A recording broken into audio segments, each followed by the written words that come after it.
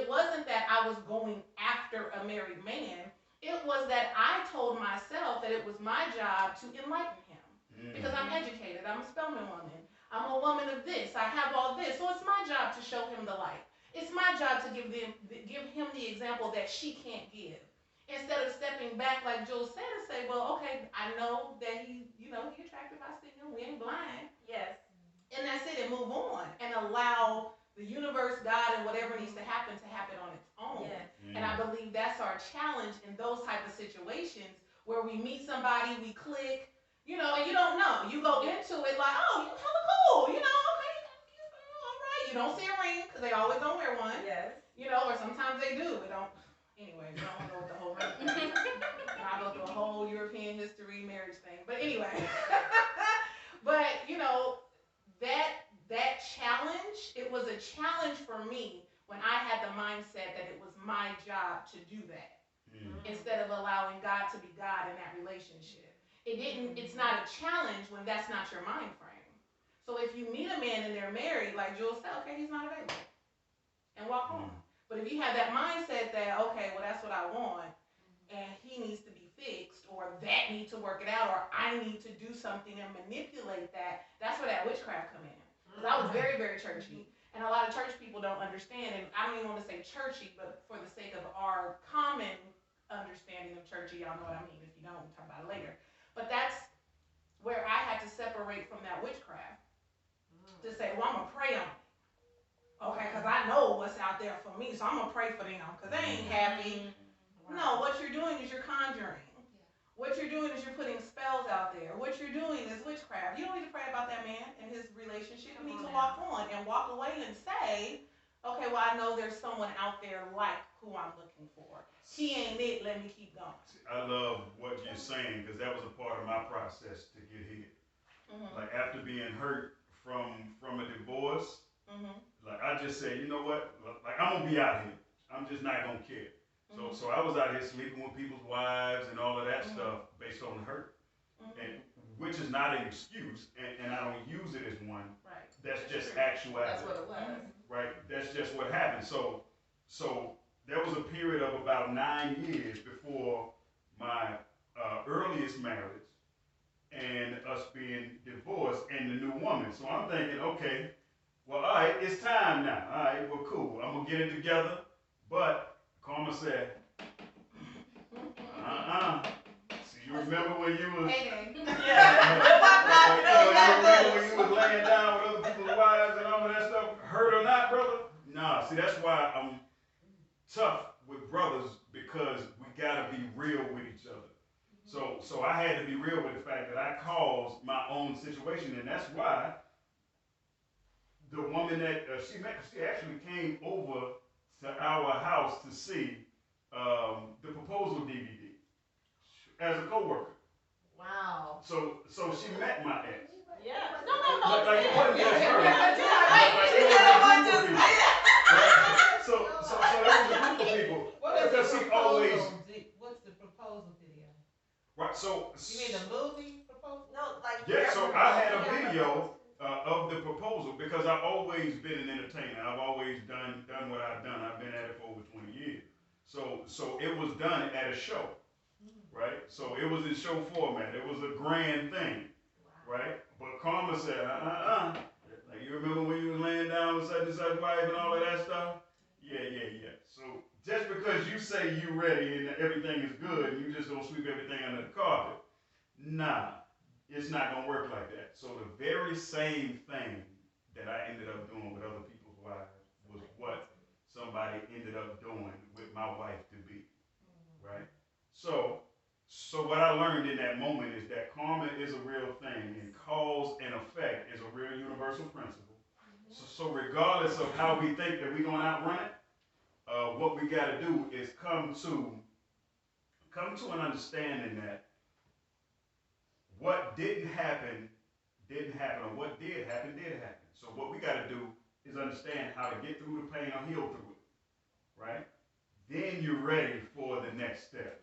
Not react to the pain and use that as an excuse because karma will find you, regardless of how long it takes. Just like I said, I had forgot about the things that I had done because it was shoot 7, 8, 9 years in between. But So did you see it as karma when it happened to you at that moment? no, I was the victim. Okay, I was. Yeah, so I had to sit down in reflection and like, you know what?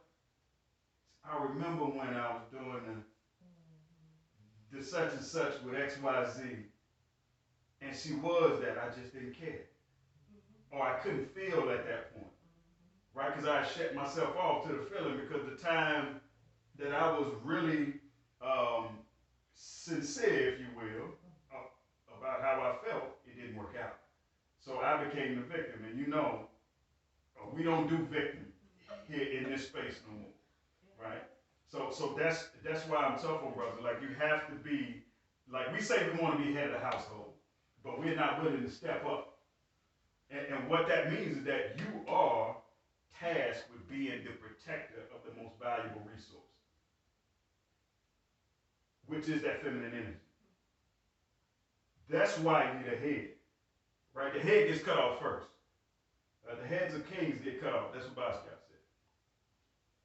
You see what I mean? So I had to come to that understanding, and having that understanding allowed me to get here. Like it allowed her to notice something about me, that potential that I always had, but I had to work through that pain. And I even told her for a period, like I'm not gonna be attached to nobody. I'm just trying to get out of the year single. What I was really saying is that I'm working on myself. I got some things that I need to take care of so I can be available again. I heard something very poignant this morning. Actually, I was listening to this minister called Dr. Darius Daniels, and he said a lot of people think they just got tough skin, like thick skin, because I can deal with anything. He said, no, you just got a scab. You got a scab that didn't quite heal. So you think your thick skin is really thick skin when it's really scabs that you haven't addressed. And so I think when it comes to women and what we desire for men, we got to be real about the hurts. Like both of us, we really have to identify that. Look, I'm not coming to you like we always. I'm 100. I got myself together. Like not really. We're not all the way 100, but we can work on becoming our best selves that we can be in spite or despite the pain. But come together realizing we both come in with past, that we both come in with some hurts, but let's talk about them, let's work through them so we don't have to continue it. And I think more than anything, that's what I believe. I can't speak for all women, but we desire for men to understand and like, I ain't dealing with no sister with no drama. It's not that you're dealing with drama, but you are dealing with trauma. Oh, wow. And that's where I'm at right now, kind of like wanting that space of self-perseverance. You know what I mean? Yes. I don't want to date. I don't want to deal with that. I really, because I just I've been divorced twice, and I'm tired. I'm exhausted, and I think my heart is exhausted because I look for that emotional crutch in men. Instead of me looking in the mirror, facing my shit, I need some type of companion to help me through it. So at this point in my life, I'm looking in the mirror, facing my shit. I love it. I don't want to be, not in a mean way. No, Like, I love my brothers, but for Yeah. me to be a good woman to someone, I gotta be good to me. Yes. And I think, like, even in my divorce last year, I jumped into another relationship, not even 2 months. It's just, I've never been single. See, I need to learn how to be by myself. And I'm 37, so it's time now for me. Don't wait. No, I'm not gonna wait. I'm not gonna wait till I'm 50. I'm not, but I actually met a brother in the store. No matter how old you are. And we exchanged numbers, but I was very transparent, and he got upset that I didn't want to date. And I said, this is exactly why I don't want to date. Confirmation. Because, right, like your character not even for me, because you could have said, well, what journey are you on? Can I join you? Just tell me about it. I don't. He was like, well, like, how are you getting? You don't even know. Can we even be a friend first? Exactly. And then work on So the other part. want me to be scarred loving you? That makes no sense. But see, You know what I mean? trauma same exact thing. Right. So what we end up doing is being each other's crutch. But here's the thing: the wood is no good on either crutch, Right. right? So with that being said, doing the work, That's what I was gonna say, the wood is. doing the work, and one of the questions that I often ask my wife is what was it that allowed you to be able to see me or be available going through the hurt that you went through with your divorce?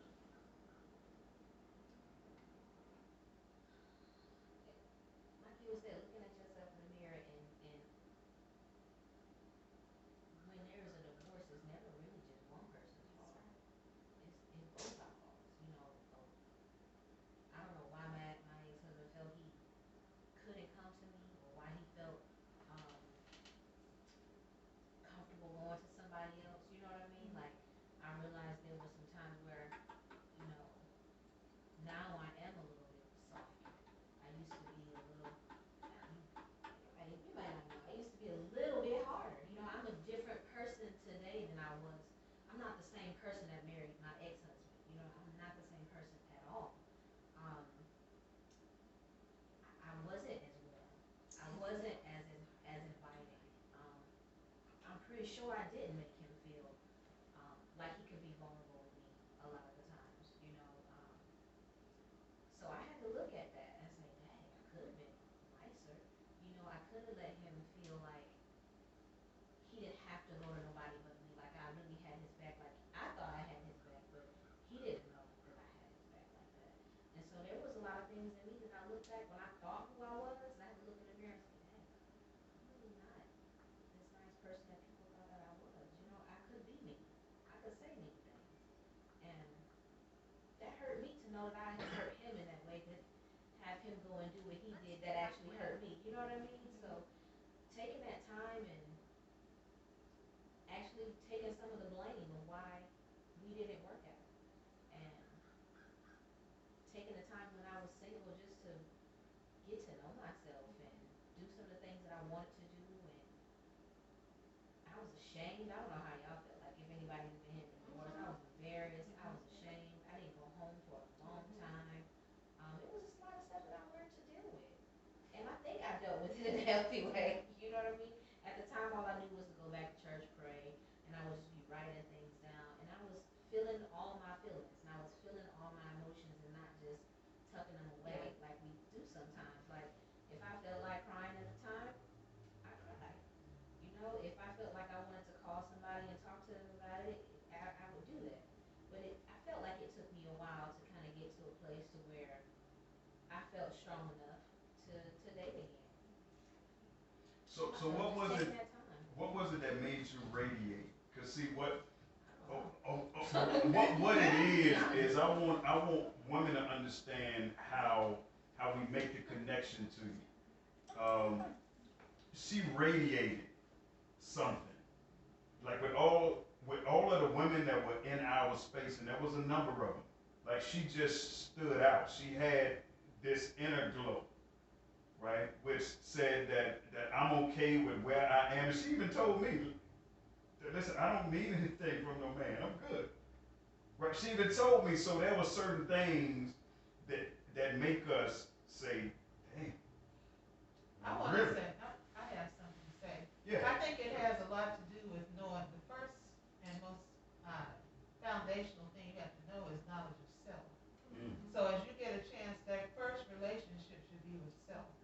And as we evolve and get more elevated and start really looking, once you're comfortable with yourself and you love yourself, I think men will see that. They're going to see something in you, a glow, because you're happy and you feel comfortable. You're not in need of a man. You're not thirsty. You're not desperate. You just like who you are. And when you discover yourself, the love relationship with self, you don't need anything outside of that, really. It's nice if you have someone else to complement it, but you still are happy. You can be with yourself. You can enjoy it. And so it's a good, I love myself. I've loved myself for a long time, not in an arrogant way, but I just am a happy person.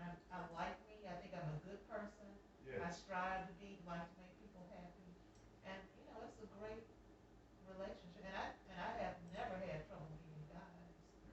See, that's the glow. Yeah, See, because that's the not glow. because I'm so beautiful having Right. features, but I love Yes. being happy, and I'm a happy person, and people feel that. Right. Right. See, that's that glow. So once we see that or we feel that, we want a piece of that. Like whether we're there or not, because we come as wolves and sheep, right? So so we want that if we good or we want that if we bad, right? But it's the biggest conversation that I have with women is the discernment mechanism is there. But most women that I work with, like it's that nurturer spirit. Like it's that I can see something in it. But we often had a conversation that a potential is not often what we think it is. Like a part of potential, the greatest part of potential has to be recognized, which means that you have to see him doing something, Exactly. right? Then the other part of it, say that again, sis? The first part of potential is hope. Right. If he's not doing anything, he got potential. I'm just saying, you say the first part of potential is, Right. no, the first part is hope. Now, on the other end of Now, that, this is my experience. no, you're right. You're right. Yeah. See, it's a matter of perception.